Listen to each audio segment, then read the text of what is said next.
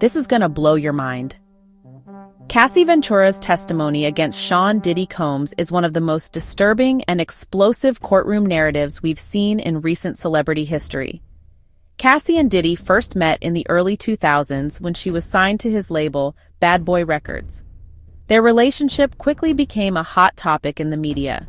Initially, they were seen as a power couple in the music industry, often gracing red carpets and magazine covers together. Over the course of multiple days, Cassie has dropped bombshell after bombshell, alleging years of control, abuse, blackmail, and trauma. Here are the top 20 most shocking moments from her testimony so far. Cassie said Diddy forced her into so-called freak-offs, drug-fueled sex sessions with male escorts, which were filmed by Diddy and allegedly used to control her. These sessions were not just occasional. They were frequent and meticulously planned by Diddy. She says none of it was consensual. Cassie described feeling trapped and powerless, unable to refuse his demands.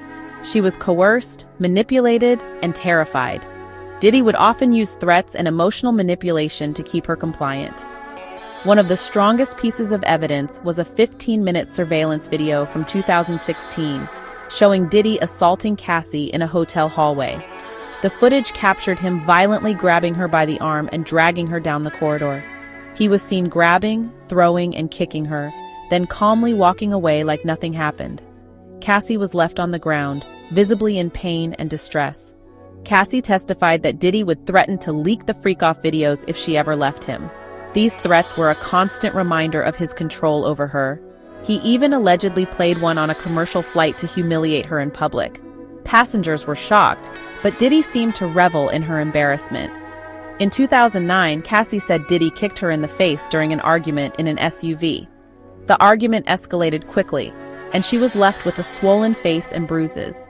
She was left injured and shaken, but stayed quiet, like she always did back then. Fear of retaliation kept her silent. Cassie said she attempted in 2023. The years of abuse had taken a severe toll on her mental health. She was overwhelmed by the years of trauma. The constant fear and manipulation had pushed her to the brink. Her husband reportedly intervened and got her the help she needed. This intervention was a turning point for Cassie. That moment, she said, finally pushed her into therapy. She began to confront the years of abuse and started her journey to recovery. She testified that Diddy attacked her with a wine bottle opener during an argument.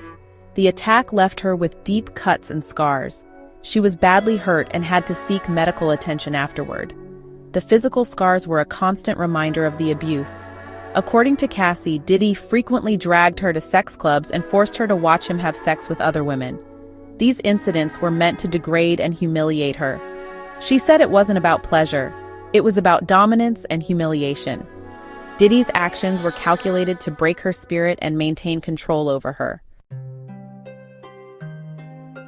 Cassie brought up the Kid Cudi situation. After Diddy learned she had once been involved with Cudi, she said Diddy blew up Cudi's car. Literal, explosive revenge. This act of violence was meant to send a clear message of intimidation and control. During her testimony, the defense tried to discredit her by making her read explicit messages she once sent to Diddy. Cassie read them, but emphasized they were written under psychological and emotional duress. She explained that these messages were a result of manipulation and coercion. On her 29th birthday, Cassie said Diddy forced her into a freak-off that left her with sores and infections. This was not just a physical assault, but a deeply humiliating experience. She had to seek treatment and said it caused long-term physical damage. The ordeal left her with both physical scars and emotional trauma. After their breakup, Diddy allegedly continued to blackmail her. He used fear and threats to maintain control over her life. Cassie says he threatened to release private videos if she moved on or got into a new relationship. This constant threat loomed over her, making it difficult to move forward. Cassie compared her experience to Tina Turner's, saying in one text to Diddy, "You treat me like you're Ike Turner." This comparison highlighted the severity of the abuse she endured. That message was introduced as evidence of how she perceived his abuse. It was a powerful statement that resonated with many.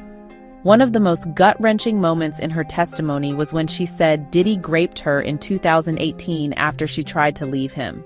This was a brutal act of dominance and control. She said it happened on the living room floor, and that it was about control, pure and simple. This incident underscored the extent of his abusive behavior.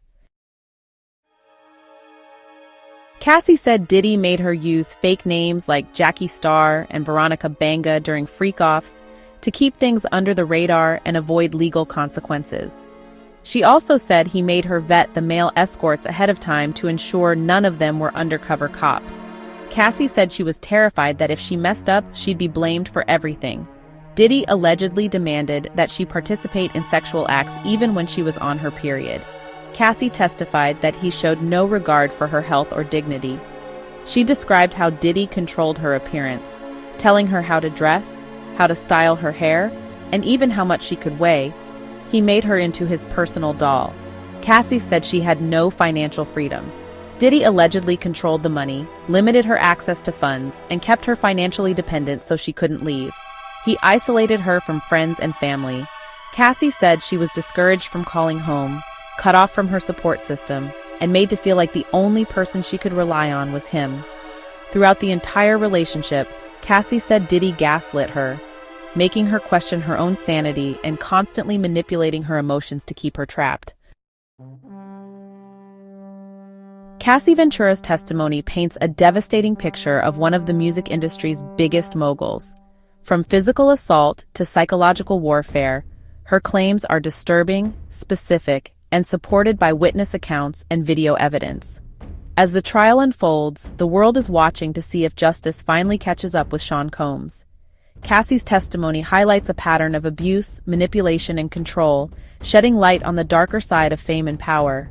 The implications for Sean Diddy Combs are profound, potentially altering his legacy and impacting the music industry at large. As the legal battle continues, the outcome could set a precedent for how powerful figures are held accountable in the future. Stay informed about the trial, share your thoughts in the comments, and subscribe for updates on this case.